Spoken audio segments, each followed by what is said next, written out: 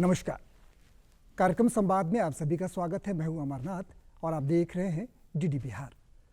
जैसा कि आप सभी को मालूम है कि कार्यक्रम फोन लाइव यानी संवाद कार्यक्रम में हम आपको किसी खास विषय और विशेषज्ञ से आपकी मुलाकात करवाते हैं।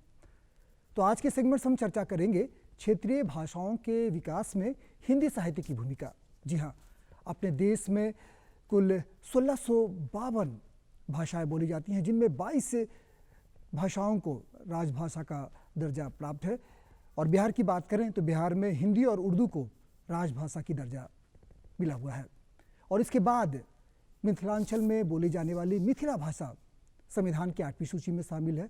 और इनके अलावा क्षेत्रीय भाषा की बात करें तो अपने बिहार में भोजपुरी, मगही, अंगिका, बज्जिका भाषाएं और बोलियां बोली जाती हैं। तो आज के इस खास पेशकश में हम अपने क्षेत्रीय भाषाओं के विकास के लिए हिंदी साहित्य की जो भूमिका है, इस पर हम खास रूप से चर्चा करेंगे। और इन्हीं सब बातों को ध्यान में रखते हुए आज हमने अपने स्टूडियो में विशेष रूप से विशेषज्ञ के रूप में आमंत्रित किया है बिहार हिंदी साहित्य सम्मेलन के अध्यक्ष डॉक्टर अनिल सुलभ जी को।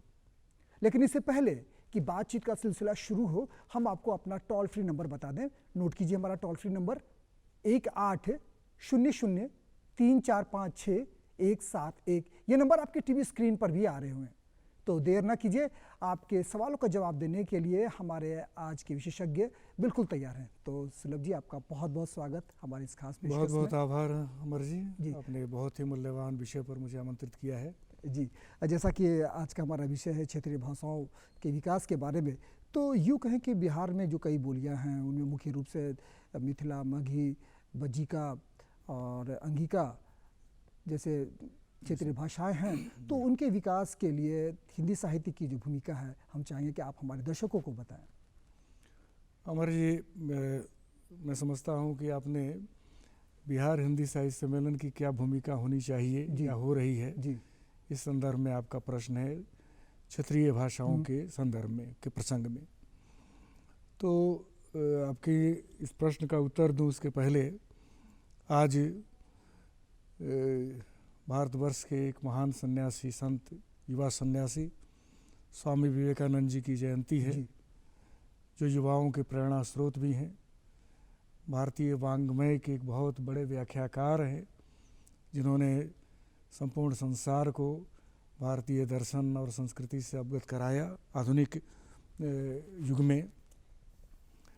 उनकी जयंती पर उनको श्रद्धापूर्वक नमन करता हूँ, प्रणाम करता हूँ और युवाओं को विशेष रूप से बधाई और शुभकामनाएं देता हूँ, क्योंकि युवा दिवस के रूप में हम उनकी जयंती को मनाते हैं। आपको बताना चाहता हूँ कि आज से 150 पौने 200 वर्ष पहले तक आज जो हिंदी हम बोलते हैं, जी, जिसे खड़ी बोली आरंभ में कहा गया था, इसका अस्तित्व नहीं था। संपूर्ण भारतवर्ष में जो स्थानीय भाषाएं हैं, लोक भाषाएं हैं, वही भाषाएं थी और बोली जाती थी। आपने स्मरण दिलाया है कि मिथिलांचल में जो मैथिली भाषा है, भोजपुर के क्षेत्र में भोजपुरी भाषा है, अंग प्रदेश में अंगिका भाषा है, और इधर तिरहुत प्रमंडल में जो वैशाली, जिसको आरंभ में कहा गया, मुजफ्फरपुर जिले के आसपास के वो भाषा बज्जिका है, क्योंकि ये बज्जी संघ की भाषा थी। ये बज्जिका और अंगिका, और हाँ, ये जो मगध का आपका पूरा का पूरा क्षेत्र है, उसमें मगही भाषा है, मगही भाषा है, जिसे मागधी भी कहा जाता है। तो इन भाषाओं का अस्तित्व था। हम 150 पौने 200 वर्ष पहले मगध क्षेत्र में मगही बोलते थे, मिथिलांचल में मैथिली बोलते थे, भोजपुर में भोजपुरी बोलते थे, अंग में अंगिका और बज्जी संघ में बज्जिका का प्रयोग करते थे। तो हिंदी एक आधुनिकतम भाषा है जो खड़ी बोली विकसित हुई, और यह विकसित हुई है लोक भाषाओं के संयोग से, संयोजन से, इनके समायोजन से, इनके समागम से। इसीलिए मैं बराबर कहता हूँ कि जो क्षेत्रीय भाषाएं भारतवर्ष की समस्त, केवल बिहार की भाषाएं नहीं, संपूर्ण भारतवर्ष की जो क्षेत्रीय भाषाएं हैं वे उन पुण्य सलीला सरिताओं की तरह है जिनके समागम से, जिनके संगम से हिंदी रूपी गंगा बनती है, उसका गात्र बड़ा होता है, वो समृद्ध होती है। कहते हैं ना सर कि कोस कोस पे पानी और चार कोस पे वाणी, तो ये हमारी विविधता है, हमारी देश की अनेकता में जो है एकता है। नहीं, यह एक पुरानी कहावत है और वो सही भी है कि ये जो बोलियां जो पहले थी, बोली और भाषा में अंतर क्या है कि जब हम लोगों ने, मानव जाति ने एक दूसरे के साथ संवाद का स्थापित किया तो ये भाषा के माध्यम से हुआ, बोलियों के माध्यम से हुआ। तो जब तक उन बोलियों के अपने व्याकरण नहीं थे, उनका एक शास्त्र नहीं था, एक नियमावली नहीं थी, एक नियम प्रबंध नहीं था, तब तक ये बोलियां थोड़ी थोड़ी दूर पर जाकर के किंचित बदल जाया करती थी। इसीलिए लोकोक्ति आई। लेकिन आरंभ में जब संस्कृत या उसके समकालीन भाषाएं जब निखिल आर्यावर्त में, अखंडित भारतवर्ष में प्रयोग में आने लगी और पाणिनि जी ने जब इसका व्याकरण किया, तब ये संस्कृत एक भाषा के रूप में न केवल आर्यावर्त में बल्कि जो आर्यावर्त का प्रभाव विश्व में जहाँ जहाँ भी रहा वहाँ ये भाषा अपनाई गई और प्राचीनतम भाषाओं में संस्कृत का स्थान है। लेकिन अगर हम इनके क्षेत्रीय भाषाओं के विकास की बात करें, साहित्य सम्मेलन के संदर्भ से अगर आप जानना चाहते हैं तो मैं कहूँगा कि बिहार हिंदी साहित्य सम्मेलन की जब स्थापना हुई 1910 में, उस वर्ष अखिल भारतवर्षीय हिंदी साहित्य सम्मेलन का यहाँ अधिवेशन आहूत हुआ था जी। और यह अधिवेशन देश रत्न डॉक्टर राजेंद्र प्रसाद जी, जो भारत के प्रथम राष्ट्रपति हुए, उनके आह्वान पर, क्योंकि राजेंद्र बाबू उस सम्मेलन से जुड़े हुए थे, उनके आग्रह पर यहाँ अधिवेशन का आयोजन हुआ और उसी वर्ष बिहार हिंदी साहित्य सम्मेलन की अभी स्थापना। तो स्थापना के उद्देश्यों में हिंदी भाषा और साहित्य के उन्नयन, प्रचार प्रसार की बातें तो हुई ही, साथ में लोक भाषाओं के संरक्षण की भी बात हुई, लोक संस्कृति के संरक्षण की भी बात हुई, कला संगीत के संरक्षण की भी बात हुई। इसीलिए हिंदी साहित्य सम्मेलन में कला विभाग भी हुआ और लोक भाषा विभाग भी है। संस्कृति पर पूरा जोर दिया गया, संस्कृति पर, साहित्य पर बल दिया गया। हिंदी भाषा क्योंकि नूतन भाषा थी, खड़ी बोली, उसके बारे में प्रचार प्रसार की आवश्यकता थी। तो देवनागरी लिपि में हिंदी, खड़ी बोली हिंदी के प्रचार और प्रसार के लिए साहित्य सम्मेलन ने जो योगदान देना आरंभ किया, उसके साथ ही सुलभ जी यहाँ पर आपको रोकूंगा। एक दर्शक हमारे साथ जुड़ चुके हैं, पहले उनका फोन ले लें। हेलो हेलो जी, स्वागत है आपका कार्यक्रम संवाद में। सबसे पहले तो आप अपना परिचय दें। मेरा अमन किशोर बोल। हेलो, आपसे एक आग्रह होगी कि आप अपना टीवी का वॉल्यूम जो है वो कम कर लें, उसके बाद सवाल करें। आवाज़ साफ नहीं आ रही है। हेलो हाँ जी, अपना सवाल रखें। आप कृपया मेरा अपना नाम अमन किशोर शरण हुआ, मनेर पटना से बोल रहे हैं। हाँ, हम मगही भाषा में कुछ लिखना चाहते हैं जिसमें बिहार हिंदी सम्मेलन कहाँ तक हमारी मदद करेगी जी। किस रूप में? ये अमन जी हैं, ये पटना से हैं और ये मगही भाषा के बारे मैं में आपको बहुत बहुत पहले बधाई के साथ आपका स्वागत करता हूं संवाद में।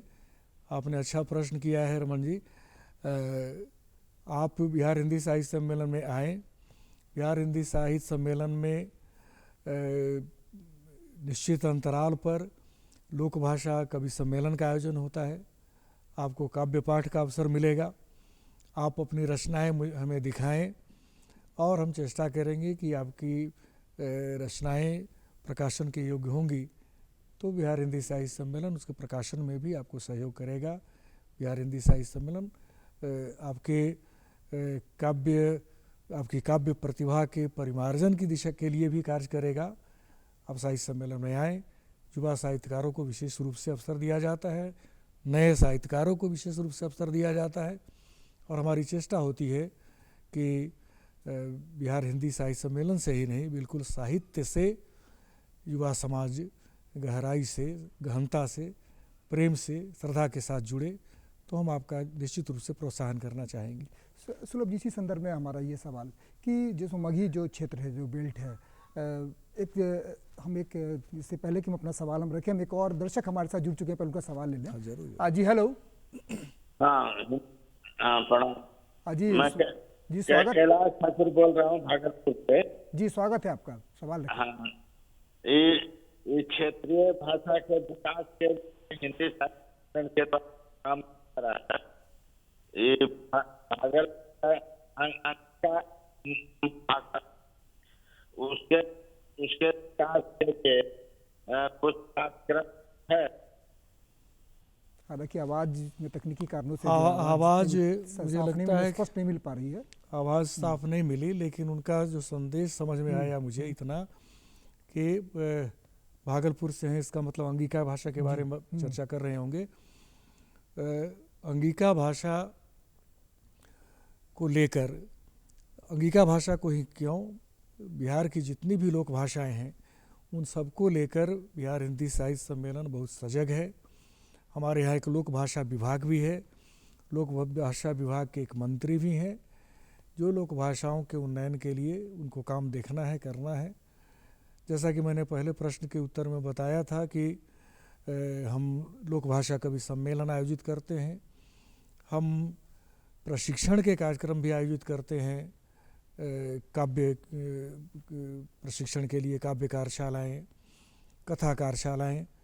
तो जो लोग भी लिखते पढ़ते हैं, जो साहित्य का सृजन में अपना योगदान देना चाहते हैं, कर रहे हैं, उन युवाओं को विशेष रूप से हम लोग अवसर देते हैं। और मैं, जैसा कि मैंने आरंभ में कहा था कि सभी लोक भाषाएँ मातृभाषाएँ हैं और माता के सम्मान उनका सम्मान होना चाहिए। और हम ये मानते हैं कि इन लोक भाषाओं के कारण हिंदी विस्तृत होती है, विकसित होती है, हिंदी में शब्द लिए जाते हैं। तो हम अंगिका के लिए भी प्रयास कर रहे हैं और अंगिका महोत्सव के आयोजन की ओर भी हम लोग प्रयत्नरत हैं। सुलभ जी, इसी संदर्भ से हमारा ये सवाल था कि जैसे हमारी क्षेत्रीय भाषा है, अंगिका है, मगही है, मैथिली है, बज्जिका है, तो इन सभी भाषाओं के लिए, खासकर भोजपुरी भाषा है जो काफ़ी जो अभी प्रचलित है, तो इनके उत्थान के लिए सम्मेलन की ओर से क्या क्षेत्र, अगर हम बात करें, अगर इलाकों की बात करें हम, तो वहाँ पर सम्मेलन की ओर से कोई जागरूकता कार्यक्रम चलाया जाता है? नहीं, देखिए, अपने अपने क्षेत्रों में तो क्षेत्रीय भाषाएं स्वयं जागरूक है, उसमें कहने की आवश्यकता नहीं है।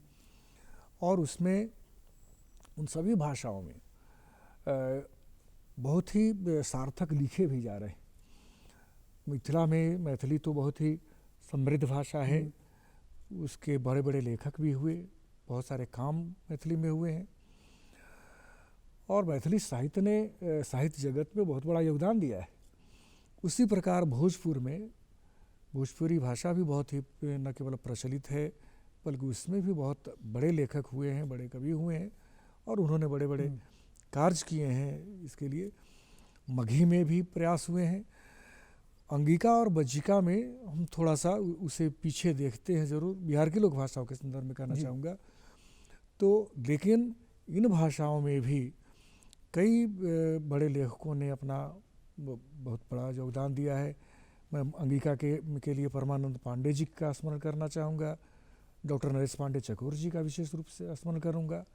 और इन दिनों ही बहुत नए रचनाकार इसमें काम कर रहे हैं। और हाल के दिनों में मगही की हम बात करें तो मधुकर जी जो है, बाबूलाल मधुकर की बात कर रहे हैं, जो काफ़ी साहित्य सम्मेलन से भी काफ़ी जुड़े रहे, तो वो भी काफ़ी सक्रिय रहे। हाँ, बाबूलाल मधुकर जी भी काफ़ी अच्छी रचनाएँ कर रहे हैं।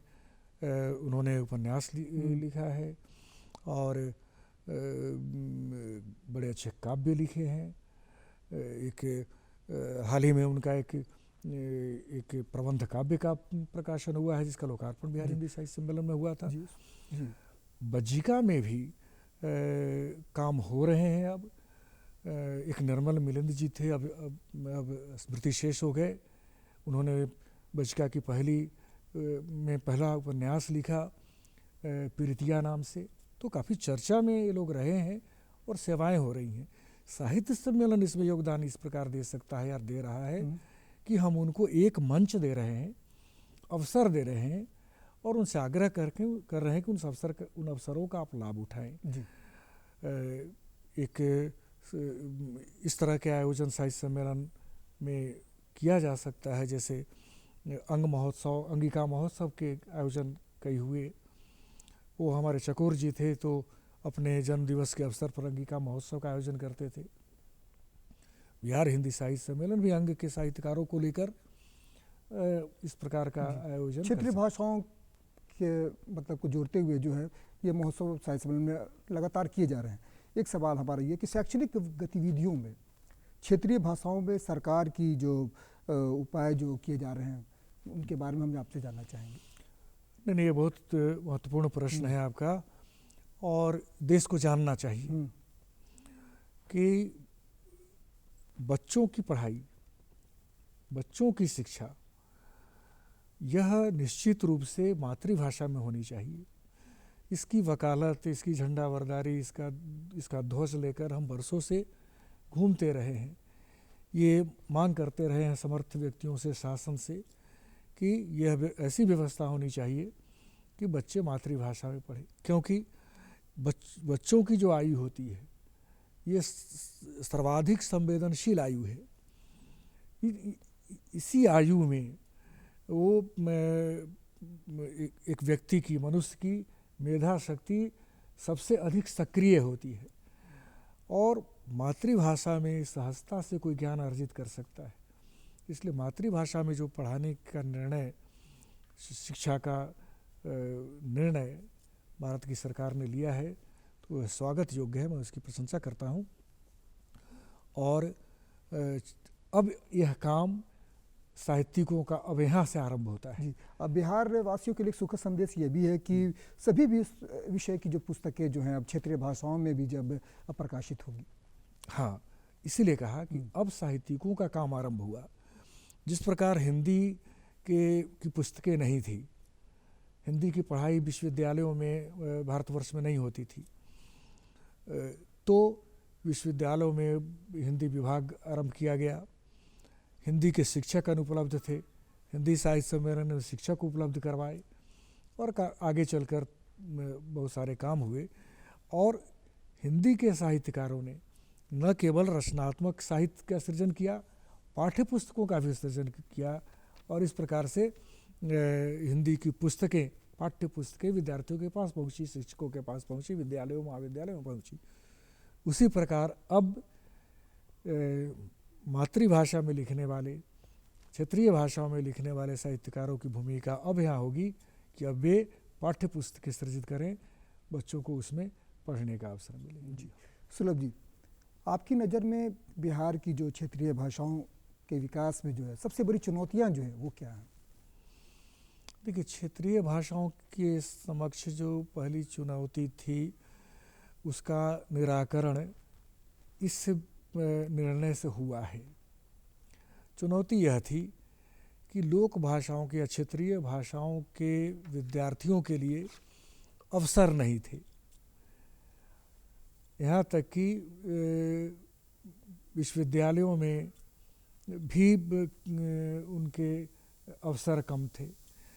तो जब आप अवसर नहीं प्रदान करेंगे कि इस भाषा के माध्यम, ये प्रश्न तो हिंदी को लेकर भी है, संस्कृत को लेकर के भी है, कि अगर आप उन्हें अवसर नहीं देंगे तो उसमें कैसे लोग आगे आएंगे, कैसे बढ़ेंगे।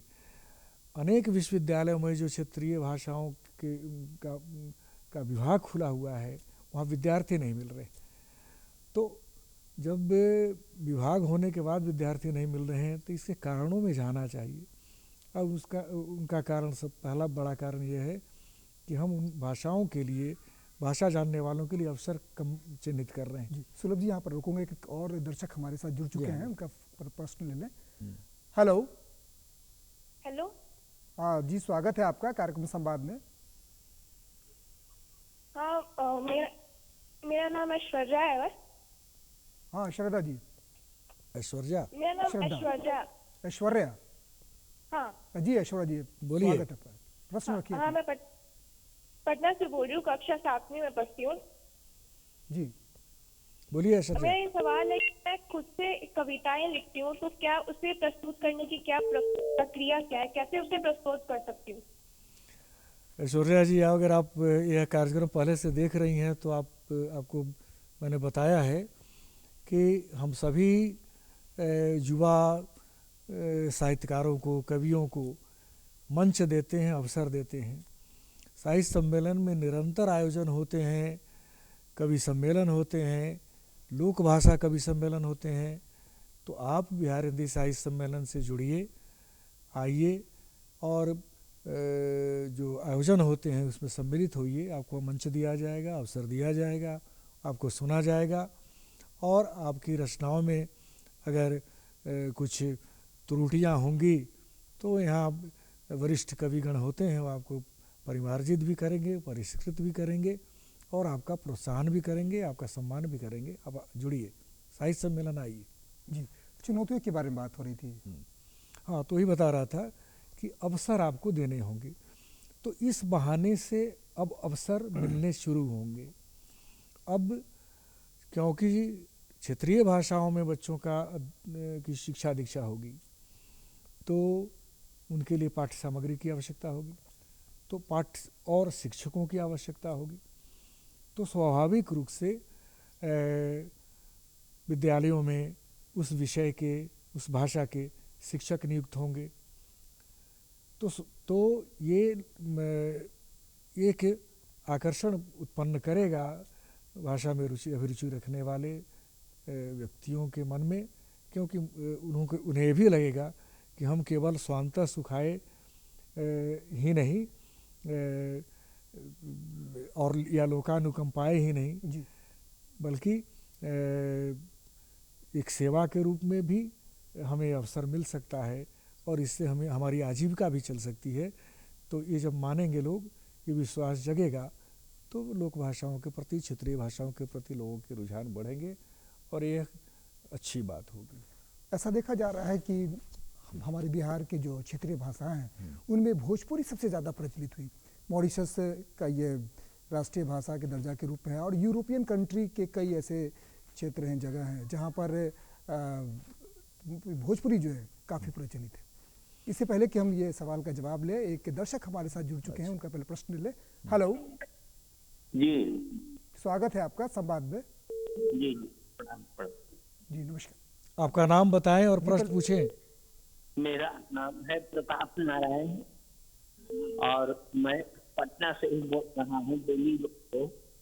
जी, मेरा प्रश्न है कि लोक भाषाओं के विकास से ही जब हिंदी का आधिकारिक विकास सुनिश्चित होता है तो क्या यह उचित नहीं होगा कि बिहार हिंदी साहित्य सम्मेलन लोक भाषा विभाग की देखरेख के लिए इन्हें विकसित करने के लिए एक मंत्री की नियुक्ति की जाए?